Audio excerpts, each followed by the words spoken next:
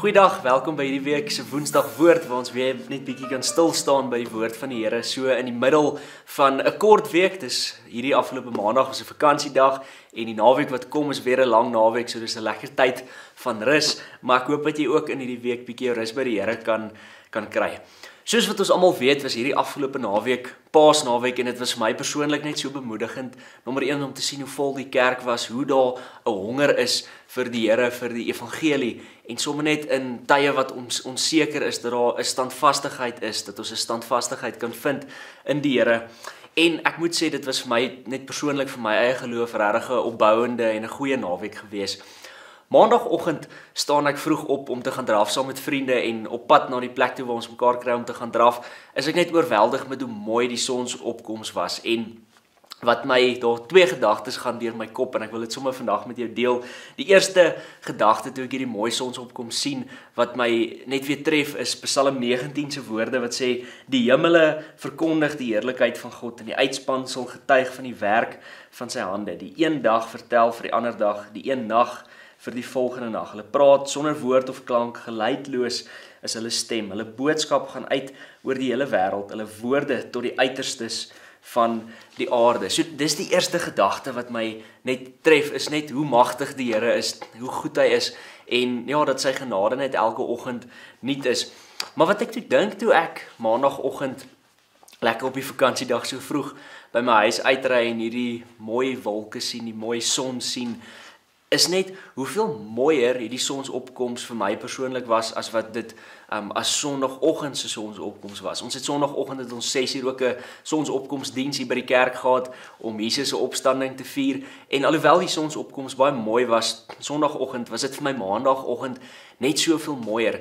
En toe dink ek net daaraan en toe val dit my op dat dis ook bietjie hoe die genade van die Here werk. Paasfees is nie net 'n once-off event wat ons vier oor Paasnaweek en dan gaan ons nou maar aan met ons lewe nie. Die genade van die Here, die effek van Jesus se opstanding, dit hou aan. Dit gaan aan en dit gaan aan deur my en jou lewe en dit was my net so mooi dat of dit nou goed gaan of sleg gaan, die son kom nog steeds op elke dag.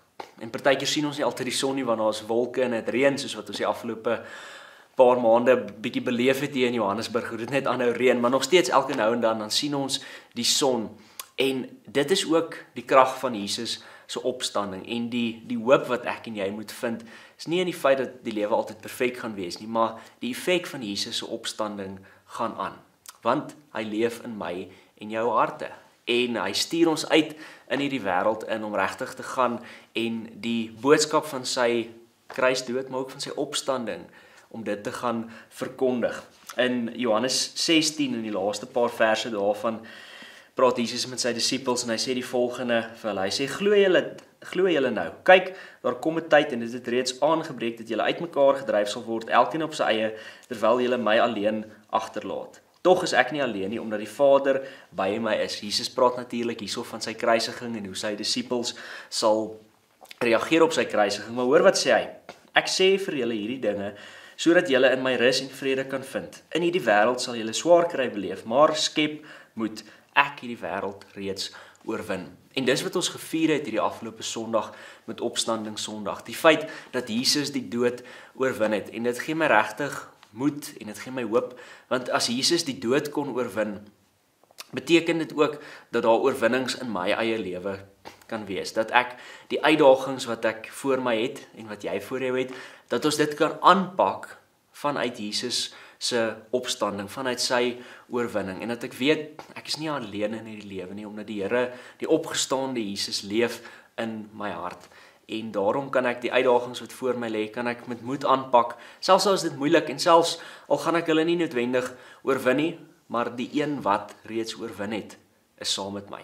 En dit gee vir my soveel hoop, om te weet, daardie selfde krag wat Jesus uit die doodheid op laat staan het, leef ook in my hart, en ek kan anders te kyk na die lewe, ek kan 'n ander perspektief hê, ek kan 'n perspektief van hoop hê, in die midde van swaar kry. Hoekom? Want die Here, die opgestaande Jesus, is by my. So as jy weer die voorreg het om 'n mooi sonsopkoms te sien, of selfs 'n mooi sonsondergang, onthou dat daardie krag wat die Here uit die doodheid laat opstaan het, gaan aan. Die Here se genade gaan aan.